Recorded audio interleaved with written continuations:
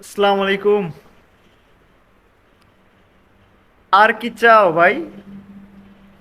বিনা বেতনে ছাত্রছাত্রীরা ট্রাফিক পুলিশের কাজ করতেছে, দেন রাস্তাঘাট পরিষ্কার পরিচ্ছন্ন করতেছে। যারা নাকি বাসায় কাজ করতো না, তারা রাস্তায় নেমে ঝাড়ু দিয়ে রাস্তাঘাট পরিষ্কার করতেছে। বুঝো কিছু? দেশপ্রেম কাকে বলে?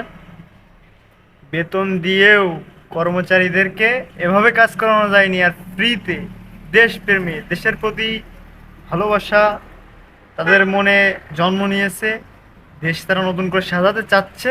এজন্য এভাবে নিজ নিজ উদ্যোগে তারা দেশের কার্যক্রমে এগিয়ে আসছে। আর তোমরা ভাঙচুর চালাচ্ছ, হুমকি দিচ্ছ। হায় রে বিবেক, মানবতা! কি প্রমাণ করছো?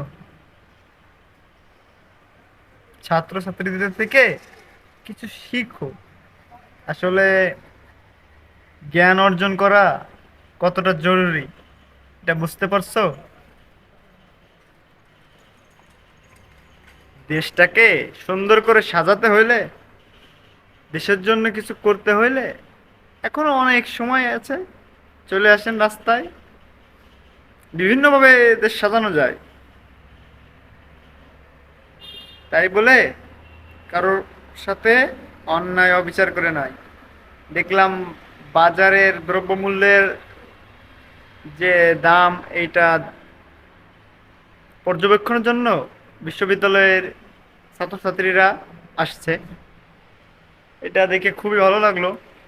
তারপরে চাঁদাবাজি হচ্ছে কিনা, ঢাকা শহরে বিভিন্ন ছোট ছোট এই দোকানগুলোতে চাঁদাবাজি হয়, এগুলো দেখার জন্য ছাত্রছাত্রীরা আসছে, পর্যবেক্ষণ করতেছে। তারা এইগুলো তারা করতেছে, তাদেরকে উদ্বুদ্ধ করেন, সাহায্য করেন। তা না করে আপনারা ভাঙচুর চালাচ্ছেন, বিভিন্ন ধর্মীয় সংখ্যালঘুদের উপর অত্যাচার চালাচ্ছেন। এগুলো ধিক্কারজনক বিষয়। সুস্থ কোনো সুস্থ মস্তিষ্কের মানুষ এগুলো করতে পারে না। সুতরাং আপনাদের কাছে আহ্বান, আপনারা আলতু ফালতু কাজে সময় নষ্ট না করে ছাত্রছাত্রীদের কাজে এসে তাদের সাথে অংশগ্রহণ করুন, তাদেরকে সহযোগিতা করুন। দেশের সাধারণ জনগণকে বিভ্রান্ত করেন না। আন্তরিক আহ্বান। ছাত্রছাত্রীরা যেহেতু এত কষ্ট করছে, আপনারা যদি ঝামেলা করেন, আপনাদেরকেও দমায় দিতে পারবে ইনশাল্লাহ। সো দাঙ্গা ফ্যাসাদ বাদ দিয়ে দেশের উন্নয়নে এগিয়ে আসেন। এখন তো বাসায় বসে দেখতে পারতেছেন, বিভিন্ন গণমাধ্যম, ফেসবুকে, সামাজিক গণমাধ্যমে আপনি দেখেন যে কিভাবে কি করতেছে ছাত্র সমাজ। সমস্ত দায়িত্বগুলো নিজেদের কাঁধে তুলে নিচ্ছে, আর আপনারা তাদের দায়িত্বগুলো পালনে বাধাগ্রস্ত হয়ে দাঁড়াচ্ছেন। এগুলো করেন না।